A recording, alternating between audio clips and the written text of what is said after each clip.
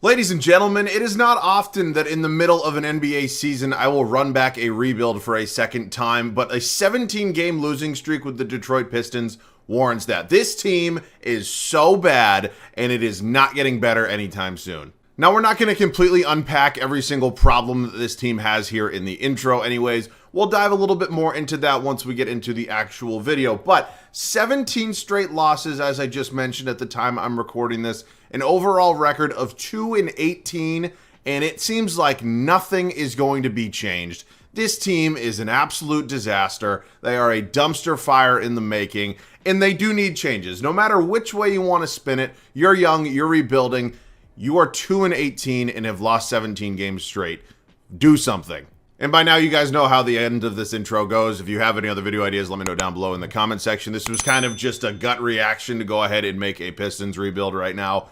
There's really nothing like it right now. I can kind of say that. So we were looking for some other rebuilds to kind of hop in between the trading every player and the historic, and the Pistons were just the team for that. So anything else you guys want to see, let me know down below in the comment section. Let's tear into the Pistons, man. So 2-18 in real life is not going to translate here in 2K because for many reasons, most of them unknown. This money-hungry piece of shit company known as 2K doesn't have starts today for whatever reason. I have no idea what it is. I'm not going to get too pissed off about 2K right now. That might be coming in another video. But this Pistons team is literally so goddamn bad I can't even fathom how bad you are. Let's just dive into this roster. So Cade Cunningham was the #1 overall pick in the 2021 NBA draft, was injured a lot last season. And I really do kind of genuinely believe that Cade Cunningham is still a future star on this team, in this league. He just really has to elevate his game to another level and emerge as a true #1 option on an eventual championship team that is oodlums away. That's not even close to coming right now, but we still need to see Cade Cunningham take another step. Monte Morris is here, decent veteran piece. I do not imagine he is going to be on this team for a very long time. Would not surprise me if they moved him by the deadline, because Marcus Sasser has actually maybe been one of the bright spots of this team so far. He was, what, 23rd overall, 25th overall pick this past year's draft out of Houston. He's a 23-year-old rookie. And again, he was one of the bright spots on this team so far. There's not many, but he's definitely one of them. Jaden Ivey has fallen out of the starting lineup. I don't know. I mean, maybe he just isn't as good as we all kind of thought he was, but he's fallen out of the starting lineup. Killian Hayes has jumped into the starting lineup, and honestly, neither of them are really that good. So that's what's shitty, because they're 21 and 22. They're still young. There's still definitely time for them to develop, but again, I don't know what you're really getting from a value perspective of starting Killian Hayes on any basketball team. I don't see it. The small forward spot, Azar Thompson has actually been one of the other bright spots on this team. Without a doubt, probably one of the best rookies so far. Top 3, top 4, wherever you want to put him. He's definitely going to be a building block here for us today. Bojan Bogdanovic is officially coming back. He's, was injured, all that fun stuff. He's coming back. I have no idea if they want to keep him. I don't think it's smart to keep a 34-year-old that has some trade value, but that's just my opinion. Alec Burks is here. Definitely could be another guy moved at the deadline. They have Joe Harris. They ate that contract from New York, Brooklyn this offseason. He is now here. I mean, just a bunch of veteran pieces that have no business being on this team. Isaiah Stewart is, I guess, a rotation piece is kind of the way to say it. Isaiah Stewart's not somebody you build around, but he's 22. He's a 75. We'll see. Isaiah Levers and then Kevin Knox. I mean, good God. Center spot, Jalen Duren is going to be really good for a really long time. He's 19. He's going to be built around for us today. Marvin Bagley, very good draft bust. James Wiseman, another very good draft bust. All here, and yeah, that's this team right now. I think Monty Williams is not going to get fired. The fact that he's one of the highest paid sports coaches in all of North America, and he's lost 17 straight games, is mind-blowing. Like, it is absolutely insane. The Monty Williams experience in Detroit has not been good so far, and I don't see it turning around at any point. But right now, I'm going to make a few trades. It would be way nicer if we had start today, because we would have only 2 wins, and I want to suck. So let's hop into some trades. The Dallas Mavericks want to give me a 2026 lottery-protected first-round pick and Rashawn Holmes for Monte Morris. As I mentioned, the emergence of Marcus Sasser has made this a little bit of an easier decision for me. Morris could be a good rotation piece, but he's expiring. I don't think he's in a long-term plan, and a first-round draft pick for a guy that probably wasn't going to play anyways feels like a home run to me. Next up is a deal here with the Miami Heat. Alec Burks and Joe Harris are going to South Beach. Kyle Lowry and a 2027 first are coming back here to Detroit. I have no idea if I'm actually going to keep Kyle Lowry, but Alec Burks and Joe Harris are both expiring, and I have no interest in keeping either of them long term. So Kyle Lowry really doesn't serve any purpose on this team. If anything like this ever actually happened, I suspect he would just be a player that gets bought out immediately. Baking almost $30 million is definitely not cheap, but if anybody wants to take a flyer on them, anybody has any interest, and yeah, I'm not giving up any assets to facilitate a deal. So Kyle will park it on the bench. Our next trade is coming with the Los Angeles Lakers. For God knows what reason, James Wiseman still has 3 stars in trade value. That is just beyond dumb, but it's 2K.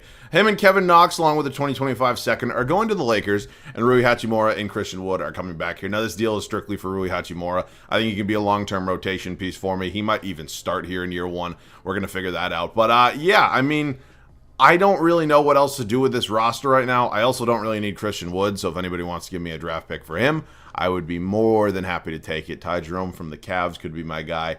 Luke Cornett, and yeah, I mean, none of these are really great.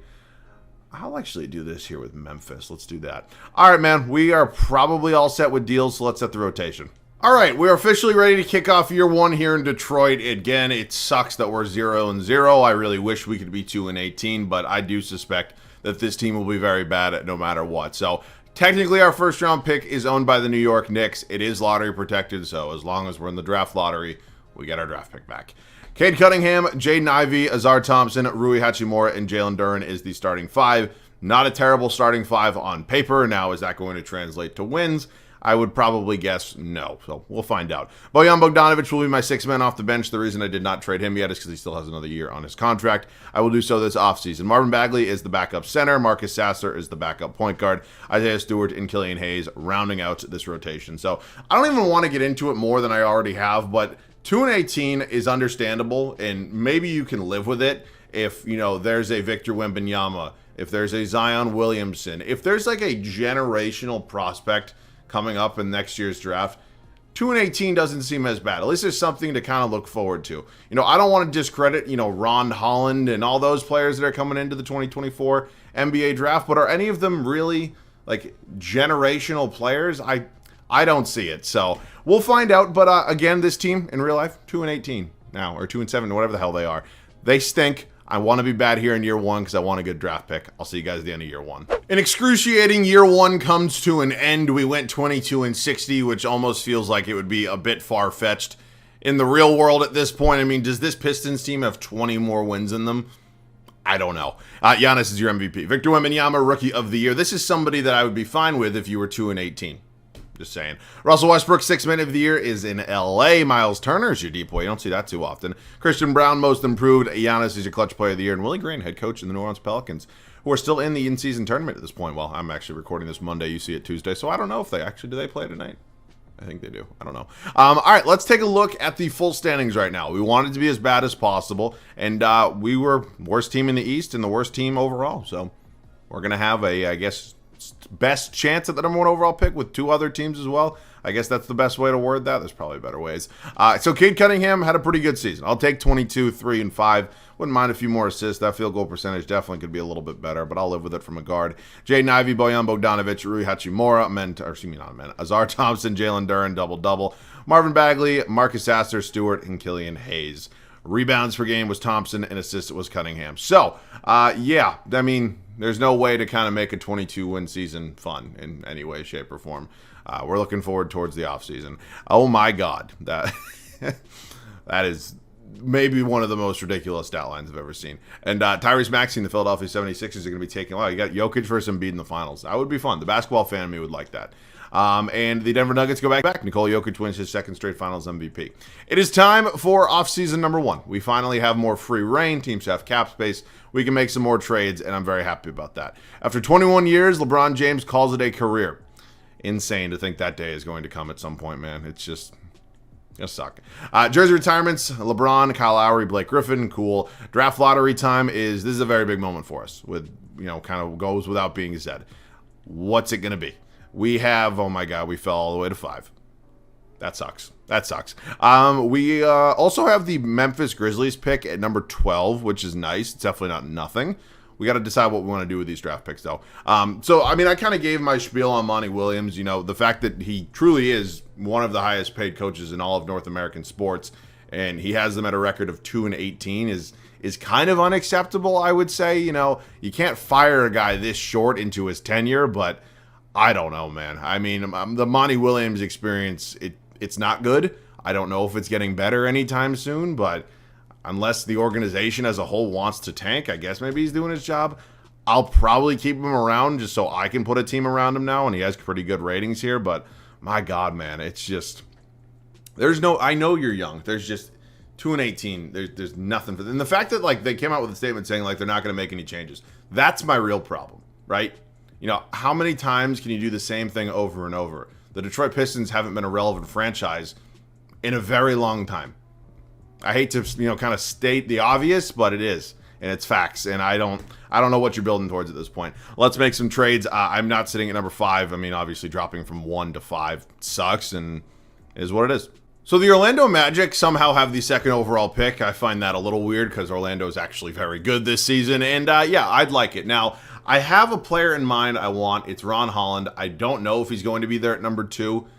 But the San Antonio Spurs have number 1, and I just have a feeling they're not going to draft Ron Holland. So let's see. How about it? Let's make a deal. In terms of players I could give up here, I mean, I don't know. Like, you want John Conchar? That's number 12 overall pick, by the way. You want 9 in round 2? Wow, that's all it takes. All right, so I'm banking on San Antonio not screwing me here. They do not. Stephon Cassell is a Spur, which means Ron Holland is going to be a Detroit Piston. That's kind of what I was going for all along. And I'm probably going to at least attempt to start him at the 4. Now, I do not know how well that's actually going to go, but if I move him to the power forward spot, what happens with his overall? I'm assuming it goes down. It does. Wow, he goes all the way down to a 75. That's not the right player. So that kind of sucks. You know, I mean, what the fuck? How low did he go? I don't want to, you know, force him to play like out of position, but like 6'8" in today's NBA is, you can be a small or power forward. You know, it's not 2005 anymore. I mean, this is a perfectly fine kind of body type for somebody who wants to be a power forward. He also is a D+ 3-point shot. Is it really that bad? That's oof. All right, man. So team player options, Duran, Ivy, and then Rashawn Holmes picks up his player option. They will all be coming back for now. In terms of qualifying, let's take a look at this. Isaiah Levers for $2.5 million. I can maybe get behind that. Killian Hayes for nearly $10 million. I would rather be punched in the face. There's just no. Nope, not happening.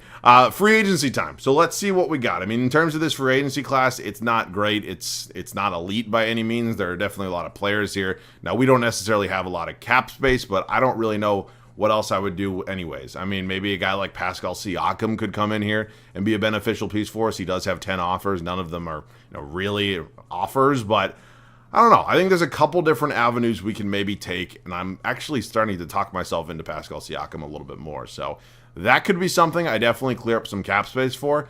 In terms of who I'm moving at that point, I think Bojan Bogdanovic has to go.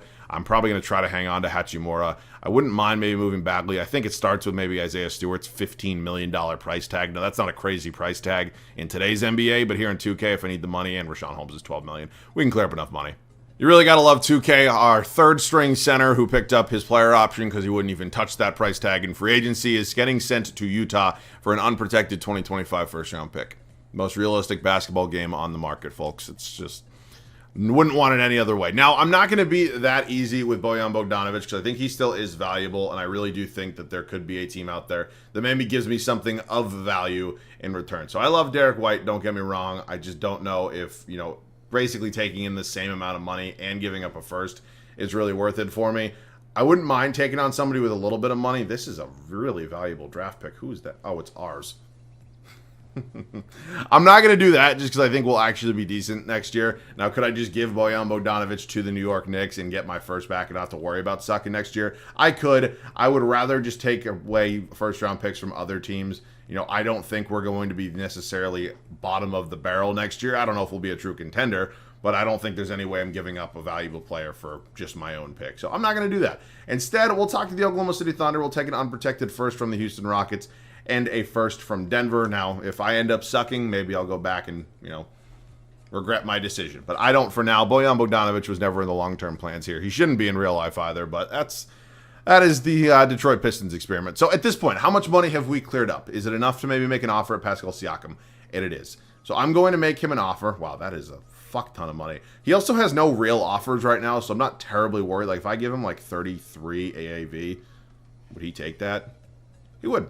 All right, welcome to the team, Pascal Siakam. I know I qualified leavers. He can go. That's not the end of the world. Pascal Siakam is a big get. Now, that changes my plans a little bit. I did go ahead and obviously draft Ron Holland with the second overall pick, anticipating that he would, on all likelihood, be my starting power forward.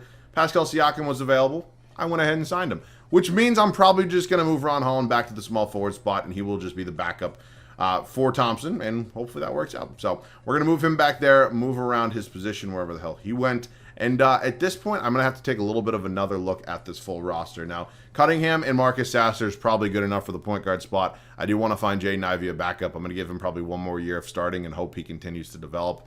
If he doesn't, we'll maybe look in a different direction. Thompson and Holland are good. Siakam and Hachimura are going to be my 1-2 punch there. And then Stewart could be gone. Honestly, if I can get like a new backup shooting guard for Isaiah Stewart, I'll do it. But, I mean, we've just made so many deals now that he's kind of just almost fallen out of this rotation pretty much. So, on top of the fact that he's made... Is this our pick as well? Seriously? Oh, no, that's an unprotected New York Knicks pick. Now, I don't think the Knicks pick's going to be 2.5 stars, but unprotected, 100%.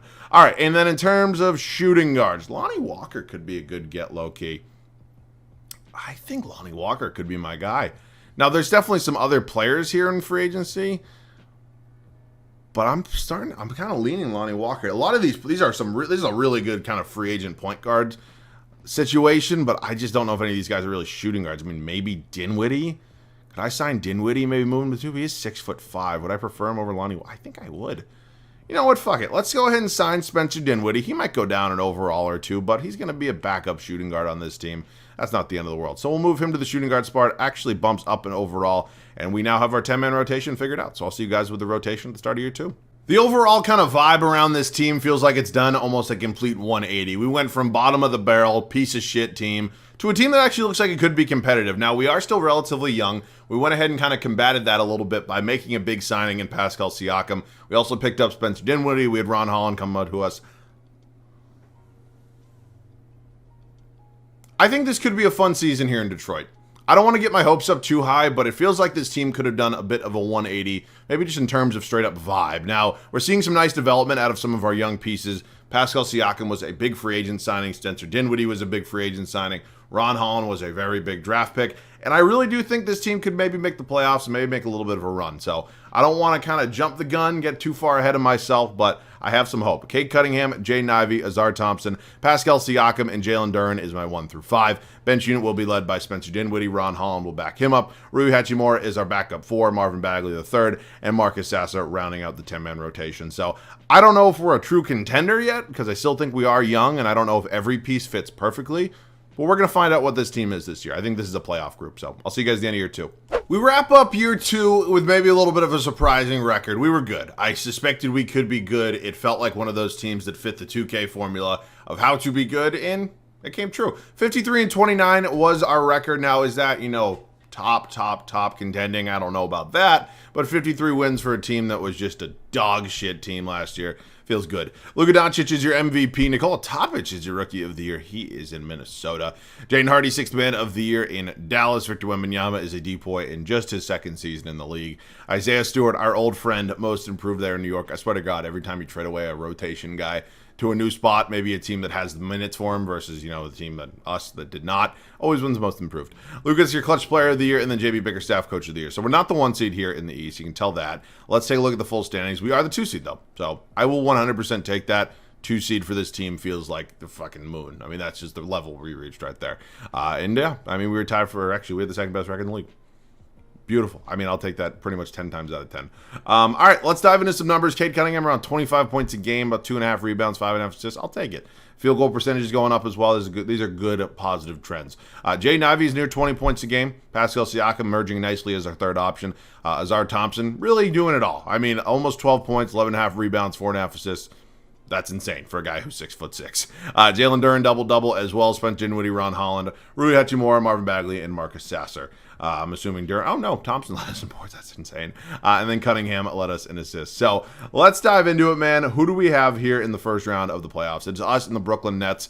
Russell Westbrook is now in Brooklyn. Zach LaVine is now in Brooklyn. Mikal Bridges, Cameron Johnson, Nicholas Claxton. This team, I absolutely hate the fit of this starting five. I don't think this starting five fits well together at all. I think we're the better team. I think we're going to go out there and prove that. We're up 2-0 right now. We go up 3-0, and that is a clean sweep. Moving on to the East semis, taking on the Toronto Raptors. Dennis Schroeder, OG Anunoby, Scotty Barnes, added Julius Randle. Now that we went ahead and signed away Pascal Siakam and Mitchell Robinson here, I have no idea what trade they pulled off with New York. Because Jakob Poeltl's still here. I mean, I see Scotty, I see OG Anunoby. Who did you trade? I have absolutely, I don't have a goddamn clue. I mean, the Knicks were in the playoffs. You see them as the 8 seed right there. They did get bounced, but that's weird. All right, we're up 3-1 against Toronto, and we're moving on to the Eastern Conference Finals to take on the 1 seed Cleveland Cavaliers. They're good. They always end up with Nikola Vucevic somehow. I don't even know how it happens so often.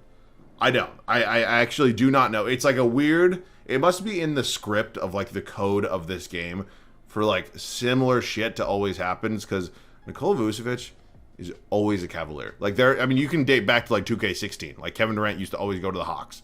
I don't know why. It's just how 2K works. We're getting our shit kicked in right now, and we get swept in the Eastern Conference Finals. So I do want to dive into the numbers a little bit. That's not what I meant to do. Just kind of see how everybody played, especially in that final round right there. So let's just check real quick.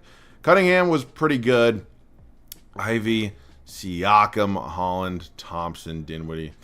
Yeah, I need a little bit more here from Jalen Duren. I mean, that kind of goes without being said, but, you know, I do think Cleveland was just a better team. It is Zion and the Pelicans against Donovan Mitchell and the Cavs, and the Pelicans actually go and win it all. And Zion Williamson, Finals MVP. All right, man, we're heading into the last offseason. I'm not going to do a 5-year rebuild right now. That is a series I do way later down the line. But this is a team that I think can definitely win it next year. I mean, we made it all the way to the conference finals from a team that was projected to have the number 1 overall pick the year prior. That is a hell of a turnaround. Draft lottery, I know we don't have our own pick. Doesn't matter. It wasn't going to be good anyways. Doesn't look like we really have anybody's pick. That's fine.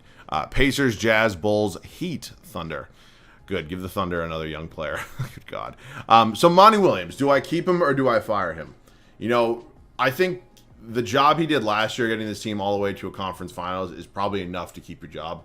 I think that's maybe even a little bit of an overachievement from what the roster kind of looked like. Now, am I confident in Monty Williams? No. I'm not going to sit here and say I have like a 100% no-fail confidence in him, but I'm going to keep. I am. If he had worse ratings, I'd probably fire him, even though we get to the conference finals. His ratings are pretty damn good. Let's see what we got here. We do have the 15th overall pick from New York. We have 22 from Minnesota, and then we have 12 in round 2 from Golden State, along with the fact that we still have a lot of other future first-round picks. So maybe some trades can be coming, but I am definitely not keeping all 3 of these draft picks, so I'll see you guys with whatever trade I do find. We're going to make a trade here with the Portland Trailblazers. We're sending them Rui Hachimura at number 15 overall, number 22 overall, and another future first. If this wasn't the final season and I didn't have a million other draft picks, there's no way I'm doing this deal. But Robert Williams is going to come in. He's going to be an upgrade at the backup center spot behind Jalen Duren. Now, I don't really necessarily want to trade away Rui Hachimura. I think he's a good player. I think he fits this team well. But at the end of the day, he's a bench piece. I'm getting a bench piece. It's not that big of a deal. Now, I have zero interest in paying Jeremy Grant $32 million a year. That is something that is going to change immediately after the draft. Actually, I think I still have one more first, or maybe a second, which I just definitely don't need. But Jeremy Grant just basically came back as, you know, another piece that they probably wanted to dump. I'm not keeping him. I'm definitely not. Let's hit team player options. All of these guys are going to be coming back for me. Qualifying offers, Cade Cunningham, clearly. And yeah, I mean, this free agency class is loaded. Unfortunately, we just don't really have the money to really get anybody of significance. So Cade Cunningham is going to come here. Marvin Bagley is somebody that I don't really know what I'm going to do with. I mean, there's really no reason to re-sign him unless I'm just going to straight up trade him. I mean, how much money does he want? He wants about $10 million. That's actually a relatively tradable contract, so I'll give it to him. I don't know exactly what he's going to be traded for, but I'm definitely going to find something. I told you I had little to no interest in Jeremy Grant in the Portland Trailblazers because this game is so realistic, are doing me a favor. Jeremy Grant going straight back to Portland along with the 2027 first. Again, final year, don't need the draft picks. And Rui Hachimura is going to be coming back here. I really did think he fit this team well. I think he's a really good kind of backup stretch 4 for us. And honestly, I don't really want anybody else there. So I'm fine with that deal. Now I also did get Nasir Little. I think there's definitely an avenue to explore to maybe get an upgrade and our backup point guard and our backup shooting guard. Now, Dinwiddie will probably go down a few overalls. I know Holland and Thompson are fine. Siakam and Hachimura, obviously good. And then Williams is backing up Duren. I think this is probably fine 3 through 5. So Marvin Bagley's still here. He's another tradable piece. We definitely have some more deals to work out. I'd love to try to add Cole Anthony to this team. I think he's an upgrade over Marcus Sasser, and yeah, I'd like to make the trade. So how about it? They take it straight up. Did not really think that was going to happen. So Cole Anthony will be the new backup to Cade Cunningham. Spencer Dinwiddie is not somebody I necessarily have to trade, but if I really want to get that upgrade heading into the final season, I think it might be worth it. So they're making it combined like $17 million, so I definitely have a little bit of flexibility here. Just got to match up a contract kind of nicely and then basically take whatever other draft pick you want. So let's just look. A lot of these guys are actually free agents right now. Derek White, this would almost be the perfect time to go out and try to get Derek White. So if this is in any way, shape, or form possible, I'm doing this 10 times out of 10 and take whatever draft picks you want. I can't take them with me. Beautiful. All right, so yeah, I mean, heading into this final season, I think the talent is here. We're going to see another, hopefully, leap of development for some of these younger pieces.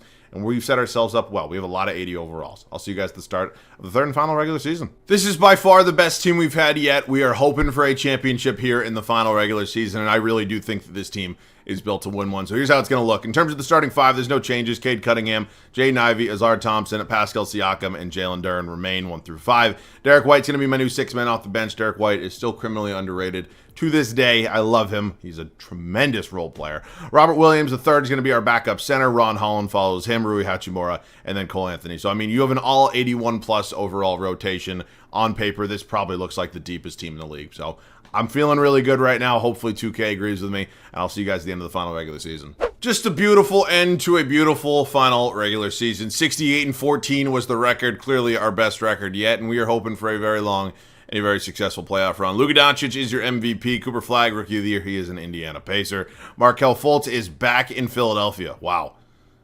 Well, that's insane. Azar Thompson, Defensive Player of the Year.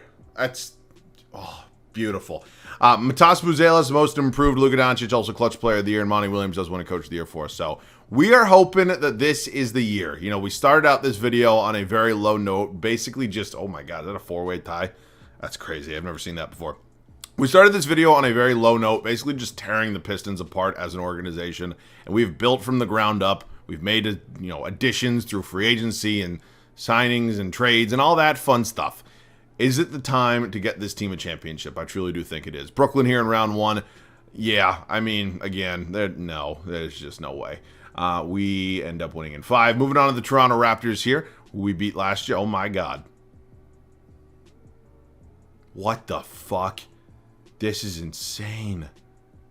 Oh, my God. Well, that is definitely a bit of a challenge here in the Eastern Conference semis. We do go up 3-0, and somehow we sweep them. I don't know. I thought the team was pretty much better than us. The Cavs, who I believe have been in the finals the past 2 seasons, are now our opponent here in the Eastern Conference Finals once again. They kicked the shit out of us last year. We're looking for a little bit of revenge right now. We go up 2-1 against them. We go up 3-1 against them. They take Game 5, and we win it all. Or not win it all. We'll win the East, and we're taking on Zion Williamson and the defending champion New Orleans Pelicans here in the NBA Finals. So it is CJ McCollum, Herb Jones, Brandon Ingram, Zion Williamson. Added Walker Kessler to their team. Dyson Daniels is here. Trey Murphy, JRE. So they have a lot of depth as well. Very kind of similar to us in terms of trajectory. We do go up 3-0, though, so I guess maybe that's just all she wrote, right? I don't know. I'd like to close them out in a sweep. That would be a hell of a way to kind of cap off this video. So if we can hold this lead, it is going to be our win, and actually it's a little bit close right now. I'll see you guys in there. Just over 3.5 minutes to go here in New Orleans. We are holding on to a 2-point lead right now. We do have the ball, but I am definitely still a little bit nervous. So something to feel good about, I would say. You know, obviously Pistons fans in real life are probably not feeling pretty good right now. I feel bad for you. I do not know how you sit through that. It's just I sent this, I tweeted this maybe less than a week ago. At this time it was still November. There is not a scenario out there that your season can be over before the end of November and you don't make any changes. And that's exactly what the Pistons are doing right now. You know, they were, I think, they were 2-16 at the time, whatever it was, and they had lost, I think, 14 straight, whatever the hell their record was. Their season was clearly over, and they weren't doing anything. Unless it's like the craziest of circumstances, like you have star players getting injured or whatever it may be, your season should not be over before the end of November. That's just something you can't live with, and the fact that they're already kind of come out publicly and said that, there's not going to be changes. We gotta let this roster kind of mesh together. No. Sometimes when this team has been a sorry, piss poor franchise now for years. 4 years. I mean, what are you piggybacking off of? What success? I mean, the minuscule amount of success you had, I guess relative success rather, that you had in the Blake Griffin and Andre Drummond era. I mean, what? I don't know, man. You know, I look at teams who have done a rebuild, you know, the right way. I look at teams like the Oklahoma City Thunder and the Orlando Magic and even like the teams like the Indiana Pacers who are all competitive now, and they sucked. And it really wasn't that long that they sucked for. They got good young players that fit well together, and they have competent head coaches on good franchises. I don't know why the Pistons just seem to not being able to hit really like any nails on the head. You know? I don't know. I think Cade Cunningham is still good. Do I believe he's a true number one in this league? I don't know. I really do not. And I really don't know if Monty Williams is the answer to all the problems in Detroit. I think that's kind of where it starts at. I think the franchise as a whole is completely dysfunctional. I think they have been for quite some time now. It starts with a lot of the moves they made. I think I saw a report that they didn't accept a trade offer at the deadline last year for 2 first-round picks and Bojan Bogdanovic. Bojan Bogdanovic is 34, 33, whatever years old he is. That is a player that should be on a contending team. There is absolutely no reason that you are going to keep him and now lower his trade value. There's no reason for it. That is malpractice at its finest. 2 first-round picks for a guy who's 32 plus years old that is not like a franchise player. Okay, I'm blowing this, by the way. What the fuck are you doing? It's idiocy. It's just so dumb at so many levels, and I don't know. You know, the longer you keep a guy on your team, the worse his value is going to get. You know, as we push closer and closer to that February trade deadline and the Pistons don't make any moves, a lot of these rotation pieces that maybe they could move. You know, if anybody have interest in Joe Harris, is there any interest in a guy like Alec Burks, even if they bring trade back up for Bojan Bogdanovic? I mean, again, the value of these players is not going up. And so I think they've been delaying the inevitable for a while now. And it's not even like they haven't been trying to rebuild, because they have. They just haven't really made the right moves. So that's where my problem comes in, because eventually you're going to make 1 or 2 wrong moves. Every team does it. There's not a franchise out there that has made a move or that has made every single correct move. That's impossible. It does not happen. But with the Pistons, it feels like things are just always kind of moving in the wrong direction. And that is just such a horrible precedent to have. It is such a bad problem. And it's going to be something that lingers for a while, because eventually a lot of these younger players, their contracts are going to be up. They're going to be due for extensions. And now you're paying players a whole bunch of money that you don't know if they're worth it. You know, you don't know if you have a serious contending roster. So we will find out very, very soon what the Pistons as an organization are going to do. I know they paid Monty Williams a whole fuck ton of money to become their new head coach. And that is always a really shitty situation when you don't know if he's actually the guy. So it's tough, man. It's tough. I feel bad for you. This game's over. I'll see you guys at the Finals MVP. We win it all here in our final regular season, and Cade Cunningham is your Finals MVP. So I'm very happy we were able to end this video on a high note. Pistons fans, I'm not trying to shit on you. I mean, I know you guys are probably already in enough pain, but, you know, it felt like in one of those situations where it's like, hey, I mean, you got to do something, right? And so I gave you a rebuild. That's kind of all I can do. So, I mean, I hope you guys enjoyed watching it. You know, I hope you guys were able to escape from reality for, you know, the 30 minutes this video was or whatever it may end up being. But yeah, man, this team and this organization as a whole is just, they're dumb. They're moronic. There's really no good things on this team right now. I mean, there's not, if you've lost 17 straight games, there's not a positive thing. Maybe Marcus Sasser, maybe Azar Thompson. I mean, I don't know. I hope they make a move soon. I hope they do something, because Pistons fans don't deserve this. That's for damn sure. They are some loyal people out there, and people who are loyal to Detroit sports. I commend you. I applaud you. I mean, I really do. So yeah, man, that is it for me. I hope you guys did enjoy. I have no idea if I'm going to do another, just normal rebuild with a team that stinks right now. I don't think anybody's as bad as the Pistons. I mean, maybe the Spurs or whatever, but yeah, man, we will see. So, of course, as always, any other video ideas you guys do have, make sure to let me know down below in the comment section. I am glad that this one was hopefully enjoyable for you Pistons fans. I know I definitely had fun recording it. And, yeah, that is it for me. As always, thanks so much for watching. I love you guys. I'll catch you guys all in the next one.